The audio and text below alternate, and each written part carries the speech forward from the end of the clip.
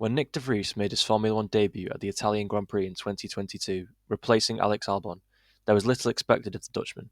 Despite this, he managed to come home in ninth place due to some good fortune and scored 2 points for the Grove outfit. So when he was announced as a full-time driver for AlphaTauri in 2023, he was expected to be able to bring some experience and stability to the team. His teammate was to be Yuki Tsunoda, a much younger and on paper more inexperienced driver when looking at participation in other categories.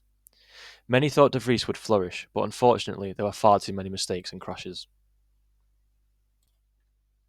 Several years prior to his Formula One nightmare, however, Nyck De Vries was a world champion. In 2021, he was competing for Mercedes and he managed to bring home a world championship with a total of 99 points, a situation that is truly unfathomable in modern day Formula One. This was a demonstration of De Vries' pedigree and his talent behind the wheel. So let us explore 2021, the year when De Vries ruled the world. The first 2 rounds of the season were held in Diriyah. For our championship protagonist De Vries, one race would go extremely well and the other not so much. In round 1 qualifying, De Vries showed dominant pace from the start, topping every session and securing pole position with a big gap to his rivals. His Mercedes EQ car looked strong under the night lights in Saudi Arabia. In the race, he controlled from the start to finish, managing his energy well and never coming under serious threat. A late safety car neutralised any challenge from behind, allowing him to comfortably take his maiden Formula E victory and lead the championship after round 1. After race 1, he had racked up 29 points and had an 11-point lead on second placed Edoardo Mortara. In round 2 in Diriyah, after Swiss driver Edoardo Mortara crashed into the barriers due to a brake failure in a free practice session, it was determined that all 4 Mercedes-powered Formula E cars were unsafe and therefore unable to participate in qualifying. Subsequently, De Vries found himself 20th on the grid to start the race. In the race, De Vries made solid progress in the early laps and looked set for a points finish. He managed to haul his Mercedes up to 9th place by the end of the race and secured another 3 points, bringing his tally up to 32. This helped him remain in first place in the championship, although Sam Bird was now only 7 points behind him. Formula E was now in Europe for rounds 3 and 4, which were to be held in Rome. For De Vries, they would ultimately bear no fruits.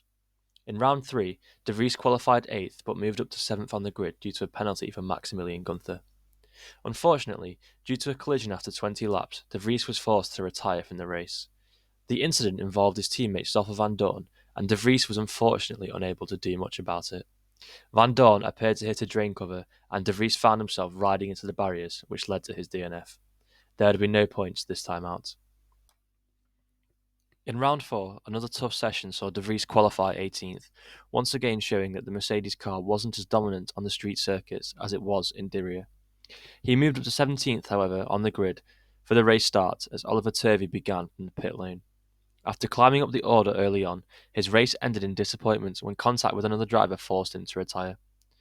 A pointless Rome weekend meant he lost a lot of ground in the title fight. Overall, the 2 rounds in Rome were a complete disappointment for De Vries and would leave him in a weakened position championship-wise. Rounds 5 and 6 were another double-header, this time in Valencia, so the championship stayed in Europe. In round 5, De Vries qualified superbly with a lap which put him P2, but started from 7th place in the race after he received a 5-place grid penalty for the collision which saw him DNF last time out in Rome.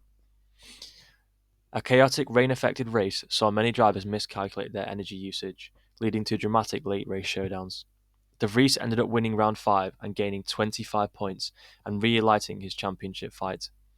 After starting in 7th place, the win provided the Dutchman with a much-needed confidence boost. Moving on to round 6. In qualifying, the second round in Valencia was poor. De Vries languished down in 19th place behind teammate Van Dorn. He moved up 1 place to start the race from 18th after a grid penalty for Mitch Evans. The race was also poor for De Vries. Unable to move forward, he finished a low 16th. However, at this point, he still led the championship with 57 points, and teammate Van Dorn was second with 48 points. This also meant that Mercedes simultaneously led the Constructors' Championship with 105 points, 23 points ahead of second-place Jaguar. Formula E was now in Monaco. Monaco's tight track makes qualifying crucial, just like in Formula One. However, De Vries was poor here and qualified 23rd. However, he would start 24th and last after receiving a 40-place grid penalty for changing his powerbox and gearbox. In the race, another pointless finish meant he lost ground in the championship. Monaco was another round to forget for De Vries, and he fell to second in the championship, 5 points behind new leader Robin Freins. There isn't much to add here, except that De Vries retired with electrical damage after only 23 laps. Rounds 8 and 9 were in Puebla in Mexico. In round 8, De Vries needed to start stringing together some results. However, De Vries qualified 16th but started 14th due to other drivers taking penalties. De Vries made steady progress and managed to hoist himself up to 9th place, taking home 2 points. A small reward, but points nonetheless. Then, in round 9, after yet another poor showing in qualifying, De Vries started 19th, leaving him with a lot of work to do if he wanted to secure any points. In the race, he would subsequently retire due to a collision and scored 0 points. Again, these 2 rounds were abysmal showings for the Dutchman and meant he had a lot of work to do to secure the championship. At this point, after these 2 rounds in Mexico, he fell out of the top 5 in the championship. Rounds 10 and 11 were again a doubleheader, this time in New York. As we come to New York, there are now 6 races left in the season. In round 10, in qualifying, a disappointing session left De Vries 18th on the grid, hardly inspiring and making his championship bid seem less and less likely. Despite showing good pace, he struggled to make up places on the tight Brooklyn street circuit. Energy management was tricky, and he finished outside the points in 13th place. In round 11, yet another poor session left him languishing in 22nd place and only managing to make it to 18th on race day. This meant he left New York without scoring any points, as Mercedes also slipped to 5th in the Constructors' Championship. As Formula E went back to Europe for the London doubleheader, it was make or break for De Vries. The pressure was well and truly on, and he could not afford to keep underperforming in both qualifying and the races. In the first round in London, he started 9th and managed to haul himself to 2nd, which was a fantastic effort, meaning he scored 18 points. This result meant that he also re-emerged into the top 5, moving up 6 places to 4th in the standings, only 4 points behind lead driver Sam Bird. In round 13, he started 4th after a fantastic qualifying session, and again managed to finish 2nd, scoring 18 points. After this superb showing, De Vries had swung his championship fortunes around and now found himself back in first place with 95 points. There were now only 2 rounds left, and he led the championship by 6 points from Freins in second place.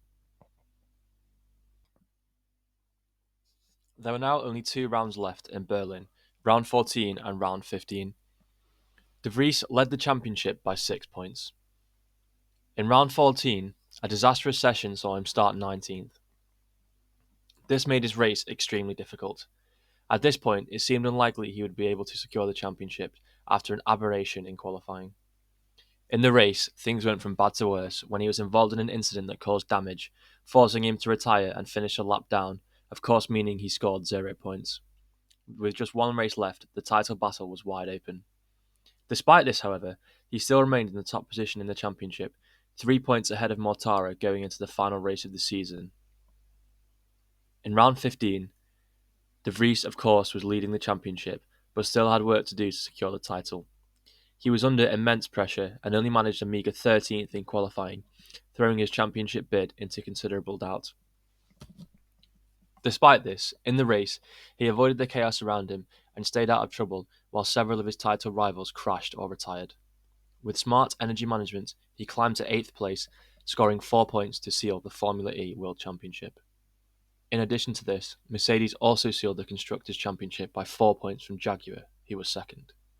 And there it is, Nyck De Vries was a world champion.